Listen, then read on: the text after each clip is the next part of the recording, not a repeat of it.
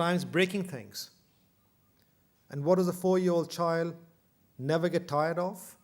It never gets tired of trying. It fails, hurts itself or hurts himself or herself, breaks an object, but still keeps trying. And when a 4-year-old child needs advice, what does the child do? Go to the parents, go to older brother or sister, and ask for help. If you look at these behaviors, observation, questioning, experimentation, persistence, having a mentoring support network, these are exactly the kind of behaviors that researchers find associated with the people who are supposedly innovative and creative. It's no different. People have studied behaviors, people who have history and track records of innovation, and you ask them what kind of behaviors do they exhibit. These are the behaviors they exhibit. So if every 4-year-old child has the capacity, the natural inclination to exhibit those behaviors, then a good question to ask is, what happens from the time that 4-year-old child is questioning, is innovative in his or her behavior, to the time that this 4-year-old child develops into an executive or a professional in a company? And of course, many things happen out there in the middle. But one very key element really is the educational system. And this brings us to, I think, something that a lot of people refer to when they talk innovation. They talk about the need to reform the educational system. I went through the whole educational process in India, school, high school, IITs. And I can tell you, like many of you who went through the same system, the Indian educational system is extremely rote memory based. You're rewarded if you in fact memorize what the teacher says in class and you're able to replicate it back accurately. In fact, I remember one of my teachers used subtract points from the homework notebook, if I did not copy exactly the same word as he or she had written on the board. Even though the actual answer may have been correct, the fact that the student preferred to use his or her own language was seen as a negative, as opposed to what the teacher wanted, was to replicate exactly word by word. Maybe things have changed today, I don't know. Hopefully they have. But this is the reality of life in many schools. One of my colleagues, he went for a sabbatical visit to America. And this is from going from France to America. French system is very similar in schools to the Indian system, by the way. And he was very surprised that on the first day of school, his child was about 7, 8 years of age then. The teacher handed the child a small packet in which there were a few items with a small note. So there was a note and a few items. So the item was a pencil, a sheet of paper, some crayons, and an eraser, a rubber. And the note said, dear, the child's name, welcome to this class. I'm your teacher. I'm very pleased to have you in my class. And here are some small gifts to welcome you. So you have a pencil because we know you can think interesting new ideas. We've given you a piece of paper because we want you to share your ideas with your friends. We've given you some crayons because we want you to color the ideas and express them as vividly as you can. And guess what? We've given you an eraser because it is okay to make mistakes. You can erase it and you can start once again. I can tell you my colleague, who is actually not American, he's European, he looked at it and he was quite shocked because this is not what he was used to in the European system. I'm not trying to claim that American education is perfect. That's not my point. My point is that is an attitude. It's a mindset about how you treat children, how you in fact allow them, give them the space to explore things, and the basic approach that you have in education, I think needs to be changed in India and many other parts of the world. And this kind of an attitude of restricting freedom, restricting choices, forcing people towards fixed routines carries over to industry too. So in companies today, most companies have very well-structured hierarchies, very well-structured metrics, very well-structured, very well-defined processes. And as an employee, you're required to follow the process. You're measured by performance metrics. And you're penalized if you don't actually follow the performance measures as defined. And as a result, what happens is employees are not stupid. They react to the environment and the culture that is presented to them. They get into this mode of repetition.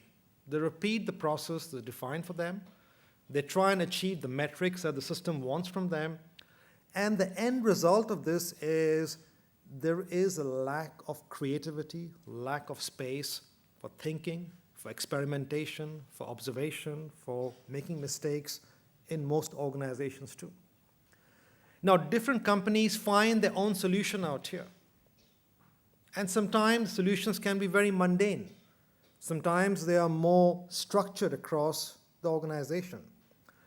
Many technology companies, for example, mandate that 20% of the time is unallocated. You can use it as you wish for exploring ideas that you think is important. Some other organizations, they find their own approaches. So one bank manager, so he's a bank branch manager, he told me that in his bank, he had devised a small habit. And the habit was that every other weekend, every fortnight, the entire group, and his branch has about 18 employees, they would get together 1 hour in addition beyond the normal working limit.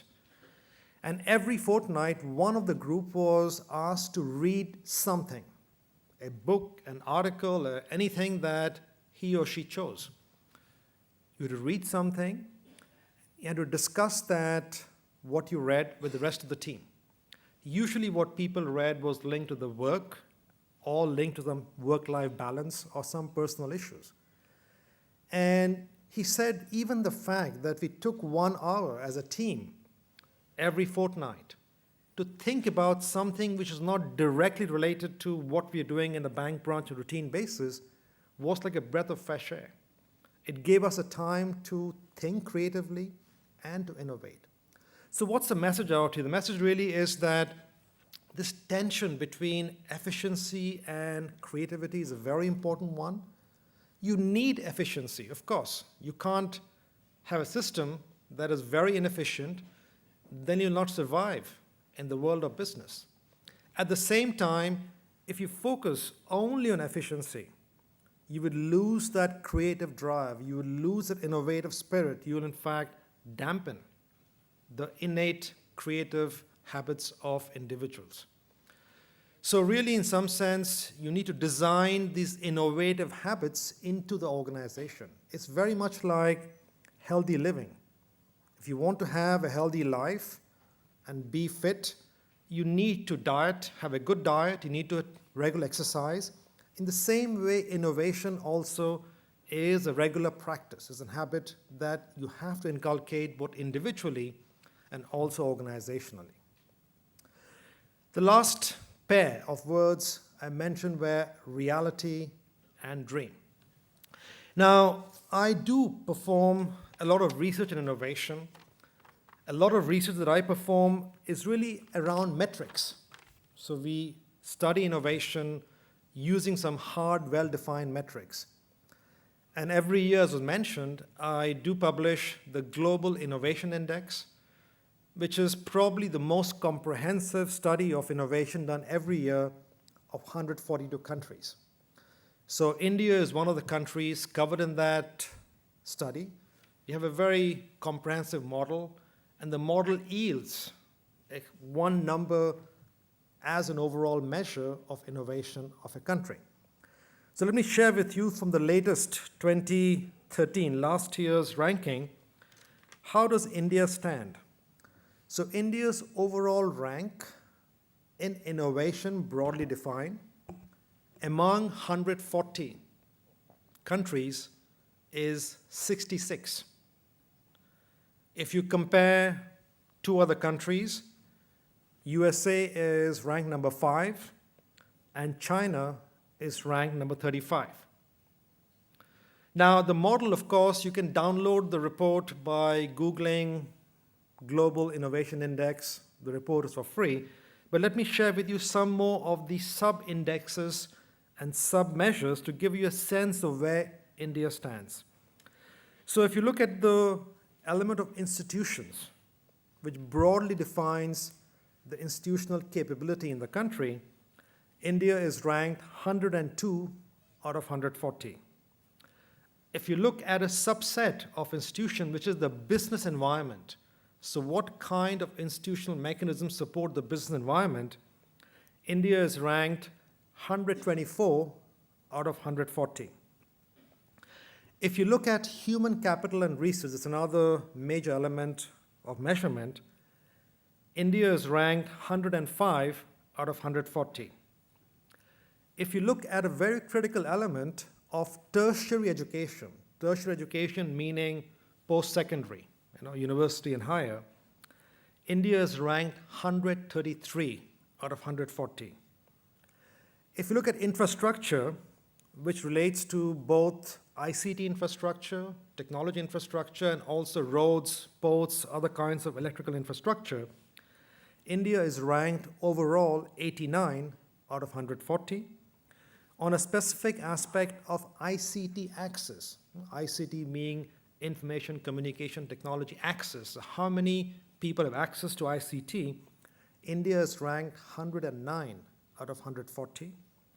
If you look at ecological sustainability, so how sustainable is the entire system, India is ranked 102 out of 140.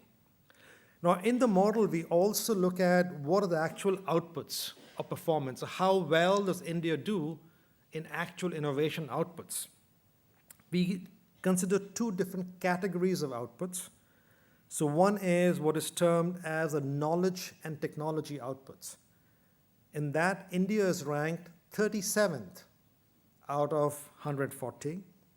And if you look at a subset of that, which is computer and communication exports, India is ranked number 1 in the world.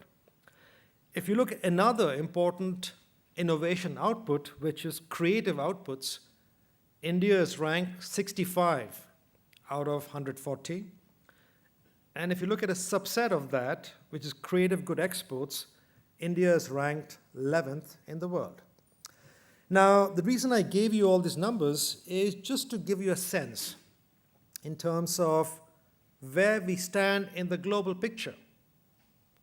We are a big country, and it's often one of the dangers of a big country is to get too insular, is to look at what's happening inside the country and feeling that this is about, how good it gets, or this is where the world begins and ends.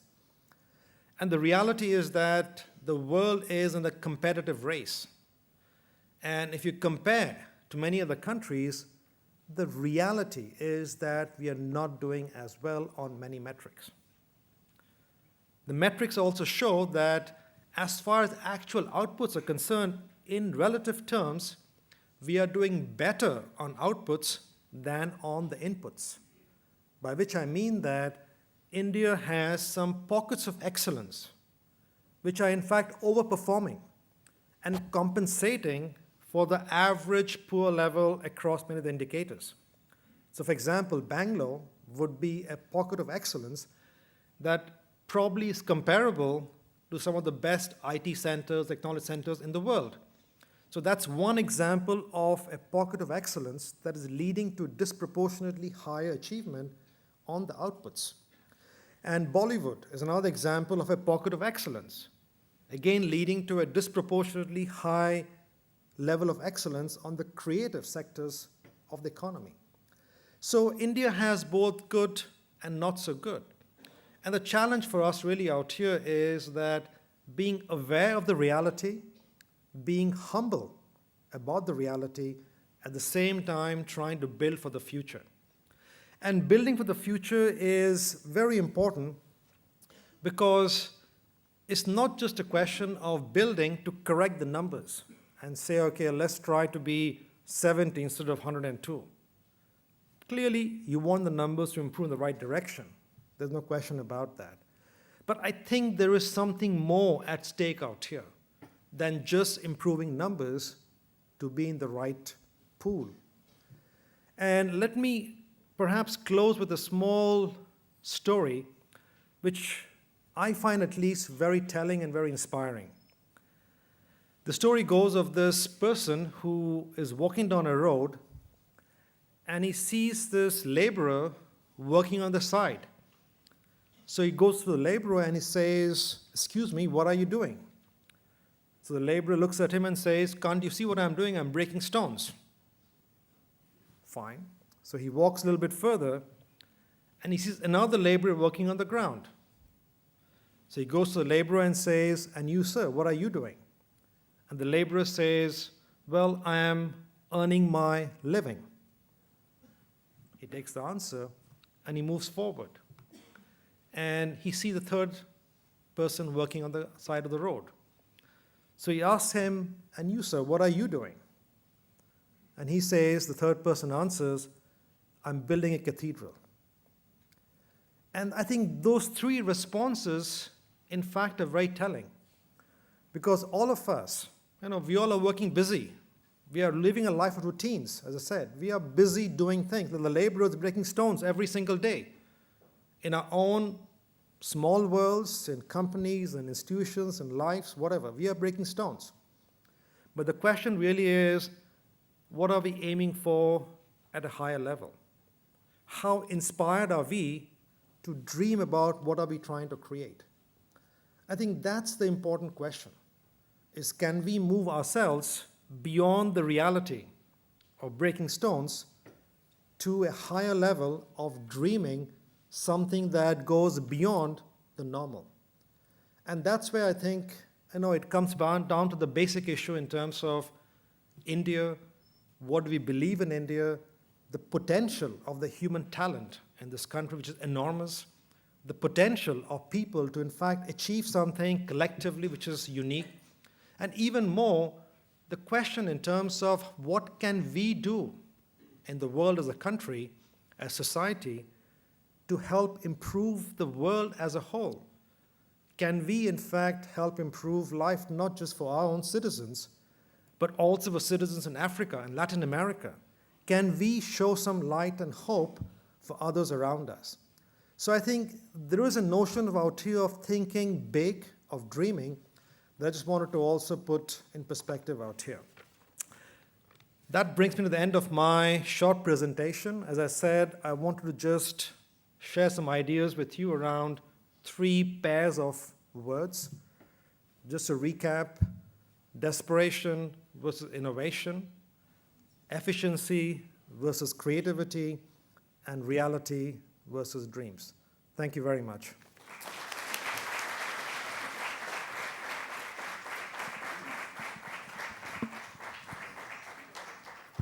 Thank you, Professor Dutta.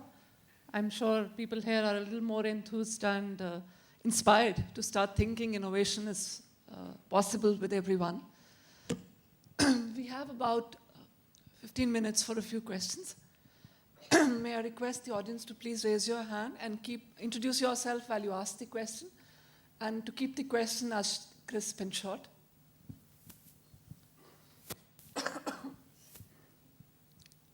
Can we please have the questions, if there are any questions? Yeah, I think there's one hand in the middle. There. Yeah.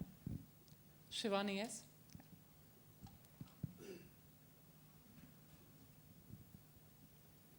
Thank you for the insightful presentation, sir. I'm the professor for finance from Gurgaon, Shivani Tekchandani. So my question is that there seems to be a clear disconnect between the corporate, the research labs, and the universities in terms of new research in India.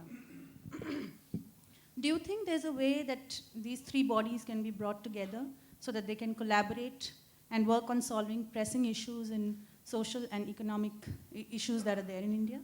Which three? So you said? So the corporate, the research labs, and the universities. So if you look at successful examples of innovation stories in countries around the world, all three of them have to partner.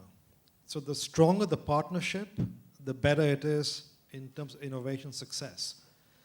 And even in Cornell, right now we are involved in a very innovative partnership in New York City, where the mayor has tried to bring technology entrepreneurship into the city, the ex-mayor, Mayor Bloomberg. And Cornell is an educational university, top quality, partnering with the local private sector, partnering with the city government, and partnering all civil society to create a unique innovation university out there.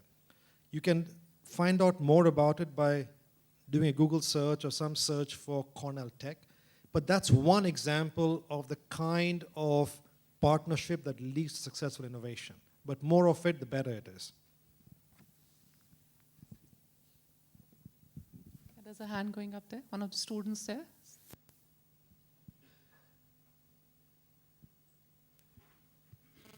Good evening, sir. So this is Simar from IILM Lodi Road. I'm a first-year MBA student. My question is that the global economic data, it does not support the fact that we are living in a flat world.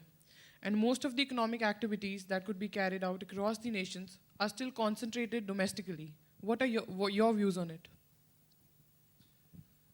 Well, there's a lot of course, discussions around how flat the world is. So as you know, Tom Friedman, he popularized the notion of a flat world, which essentially means that the barriers are coming down across activities and national geographies are no longer, national boundaries are no longer that relevant. But there's also an opposing school of thought that says, in fact, the world is not as flat. In fact, the world is spiky. So there's an increasing concentration of activity in localized regions, especially like cities and so on. And as proof of that, there have been studies that have shown that the actual publications and the scientific outputs has become more concentrated over time as opposed to less concentrated. So there is evidence that certainly concentration is taking place, and this is partly the result of increased urbanization, because increased urban centers are becoming major magnets for different kind of activities which are getting more concentrated in those centers. But at the same time, what is happening is technology is increasing connectivity across the centers. So it may not be flat in the true sense of equal opportunity, equal access at all points, but what is happening is there's increased connectivity across these local elements, islands of excellence. So today, for example, in global research, you see partnerships developing across research centers around the world, and that's become the norm. It's no longer the case that a research center in one country alone finds a solution for the entire world. So today, for example, you take in India, the nano car. Nano car is the result of global research. It was created first for India, but now it is also being exported to other markets. So you have all kinds of connectivity developing which influences both the actual innovation process and also the actual outputs and the commercialization processes of those outputs. One question there.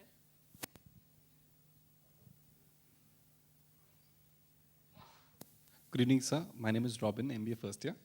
My question is that there has been a slowdown in the economy all over the world. And in such a scenario, MBAs have also failed to perform up to the expectations of the companies. So what is your view about management education in particular in this context? Thanks. It's an excellent question because I think management education and education in general is looking at a disruption in its business model. And what I feel is that it'll be upon the leaders in India, like this institute, it'll be upon the newcomers in the education sector, companies in online learning like Coursera and Audacity, and others to experiment and to come up with a new model. So really what is required in educational institutions is more experimentation. And today, that culture of experimentation is not as strong as it should be. By experimentation, I don't just mean let's add elective or let's change a case in elective. I think that is, of course, incremental innovation inside at a minor scale, but really rethinking the business model, questioning some basic assumptions of what is taught, why it is taught, where it is taught, what kind of collaborations you need to have in a global situation. And that kind of deep innovative thinking is really required today in management schools.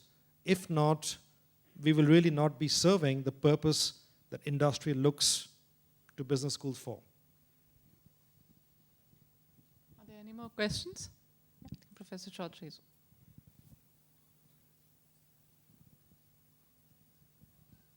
Prof Dutta, I'm Rakesh Chaudhary, Professor in Strategic Management. IILM is a signatory to Principles for Responsible Management in Education, and so is your institution. In your opinion, number one, all education is per se supposed to be responsible. In your opinion, do you think there are any steps an educational institution could evolve to ensure that the knowledge and tools shared during a person's tenure in educational institution are not irresponsibly used when he gets into actual practice? So good to see you once again, and thank you very much, Professor, for your question. I think it's a very important question you're asking, and it goes to the heart of what we do in management schools.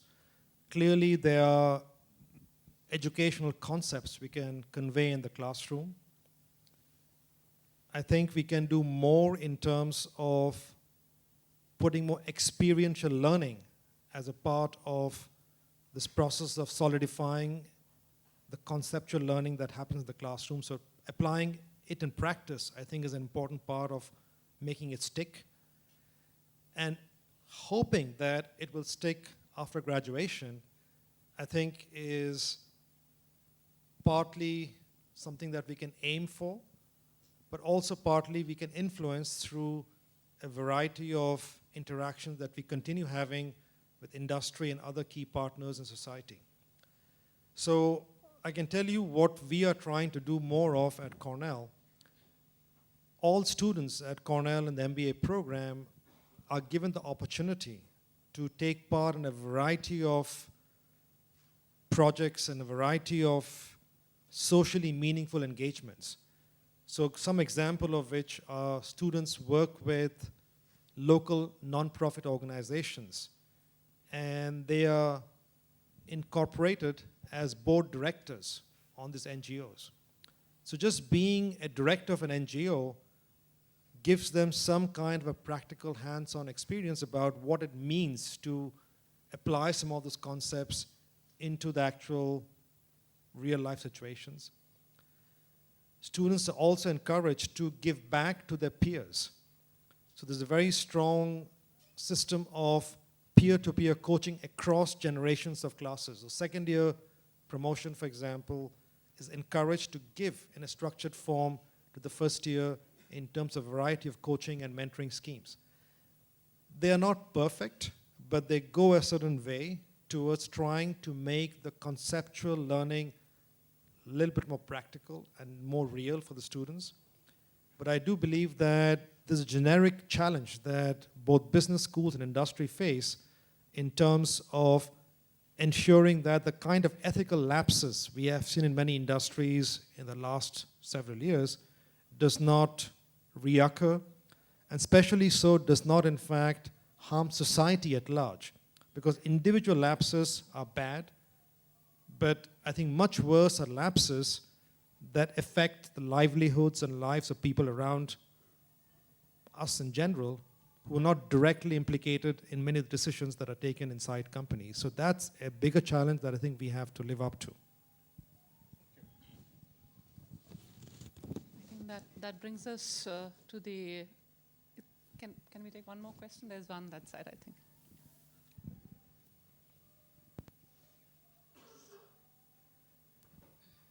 Thank you, sir. Myself, Taruna, professor from IILM Greater Noida. So I have a question that what kind of changes do you recommend for our Indian education system given the global dynamic learning process? So, the Indian educational system, I think, has